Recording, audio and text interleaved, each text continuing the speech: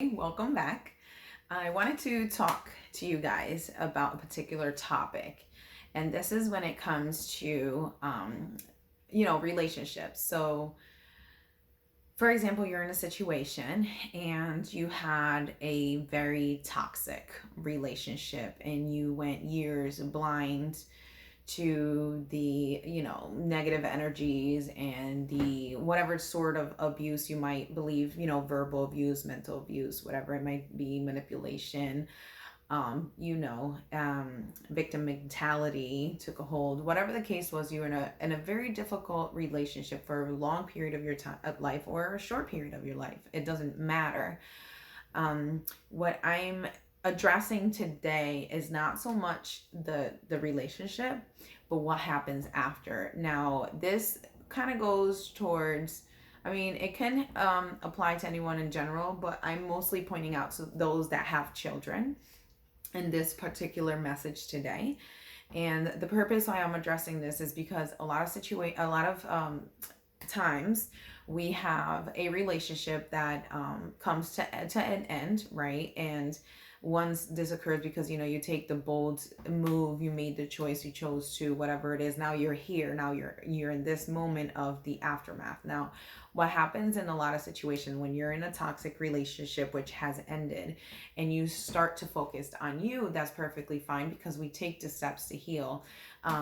Some can take the route of numbing the pain with becoming a workaholic, working a lot, or just looking for a lot of distraction, and it could be any type of addiction to distract from the pain. It could be, you're working a lot, or you're just dating from women to women, just these, all these dates with all these people that really isn't going anywhere. It's just that the vision or the thought of you being alone becomes so burdensome that you, at all given time, whether it's a phone call, having a family member, an old friend, having a list of people on the phone, you end one call and here's the other call and here's the other call, and you do this on a day-to-day basis, and you don't allow yourself to just stop and pause and realize this is what has happened, right? So in those situations, that's the healing that needs to take place once this numbing period of you're stuck in this numbing period, which for some people it can take a couple of months, weeks, days, but for some it could take years. They get so stuck in the resentment of what has happened that they're continuing life almost in this autopilot, but never with growth or with advancement or pushing forward with their life. This is your life that you need to take a hold of, right? So anyways, going back to the purpose of the message today is, a lot of toxic relationship when they end, and again, if you're a single person going through this separation, like I said, you can go through the healing in a very healthy way, setting your boundaries, allowing yourself to feel the hurt, to let it process beginning to end and flush it out of your system. And yes, that means you're going to scream. That means you're going to kick. That means you're going to break things. That means you're going to get rid of the memories. You're going to detach from the friends that are connecting that bond that once was, right? Whatever the steps were to heal, but as part of the cleansing, it might be uncomfortable at the moment, but get comfortable with the uncomfortable. Now you have the ones that do get stuck or stagnant, where they can't really face the realization of it all. So again, they want to be numb, or they go through these addictions, right? It could be food, locking yourself in the room, or really, like I said, drinking, alcohol, drugs, narcotic. It doesn't, it could be people, it could be work, it could be money. Just all of a sudden, splurging, buying stuff and buying stuff and buying stuff and buying stuff. Those are all trying to coping mechanism, because you're looking for a distraction to not face the reality of what you're really worth to live a life, right? But in any case, this alone for an individual it can be difficult. It really is, whatever of the two case scenarios you're in, right? My approach is, when it comes to children, a lot of times you've carried a toxic relationship with someone for so long, and you have either children with them, or they were there for a big part of the life of your own children as a step parent, or a bonus mom, or a bonus dad. The thing is, as an adult which has a better understanding and grasp to life, we can heal faster than what a child does. And I know many times we can sit there and speak to our kids and say, oh, how do you feel about this situation? For example, when you separate from the toxic partner, right? And the child will then, well, I feel so relief, I feel this, I feel that. Okay, that conversation took place, and it's good, and you continue on with your healing. But you need to understand that that's a child, and they don't know, they don't have a guide as to what needs to be done to do deep healing, those parts that they don't even realize have been affected by that toxic individual that was a big part of you both, both of the lives of the child and the ex-partner.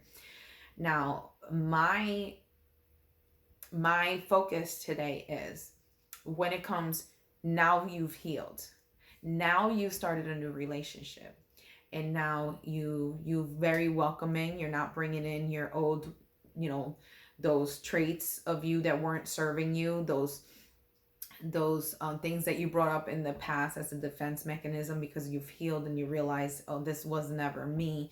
I distanced myself from the family, or I was doing this, or I was always angry, or I was always whatever it was, right?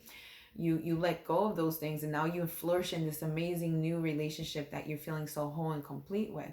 But what happens is, you're an adult and you've done the deep healing. Now you have your child, and now you're introducing your child to the person, and they'll tell you, oh, I like her, she's nice, she's this, she's that, and it's okay. But what you really, as a parent, I would advise, right? This is just a personal advice. I'm not, it's if you're going through a situation, you have a professional, please follow whatever professional family counseling, whatever you have going on. By no means is not to replace whatever you're currently receiving any treatment for. But in my opinion, my experience, what I've seen is, when the child, it gets to a point, it could be whether you started with a new relationship a month in, or it could be a whole year later. Once the child, there's a moment of something that happens that it triggers within them, that number one, they might start really liking the new person or really connecting with them, but now they get triggered because these hurts and pains that they have, they're carrying within, get triggered, and it resembles or reminds them of, oh wait, this happened once before, I really liked this person, and she turned out to be, or he turned out to be, very toxic, right? So the reason why I'm bringing this up is, it's okay when you have a conversation with your child when a relationship is ended and when a new one is taking place, but also continue that same conversation with them. Every so often, keep that line of communication open with them, and really realize and feel and sense and be present enough to notice when they're feeling uncomfortable, because most of the time they don't even know why they're feeling uncomfortable. They don't even know why a switch was turned on, and now they're changing the way their way of being is around the individual, and they love the person and the person is lovely, but something is happening and they don't understand. You are the parent. You need to step in there, and you need to sometimes put a pause, not a pause like break up, but what you got going on with your new partner. What I'm saying is, talk to your new partner and say, listen, we have a solidified foundation right now, and I've noticed something is happening with my child, and I just need to take a moment to place my focus here for just a moment. And if they love you and respect you enough, they'll be right on board, and they will understand. They won't make it personal. They won't make it about them. They will understand it's about the child, right?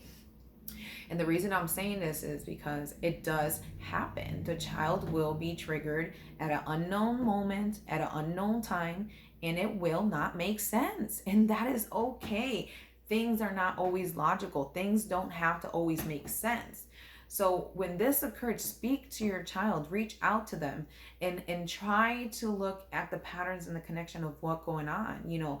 They went through a trauma with the toxic whomever the person was, which was the real biological parent or a bonus parent. The point is, they did go through the trauma, and when those uncomfortable moments and situations and pain surface, this is when you need to address it and understand, that was then, this is now. That was this individual, we learned from that. This is not that individual. You don't have to put up a shield. You don't have to protect yourself. You don't have to be angry, upset. You don't have to get upset. You don't have to feel uncomfortable. You don't have to take away your joy because you feel that you have to protect yourself because it's gonna happen again.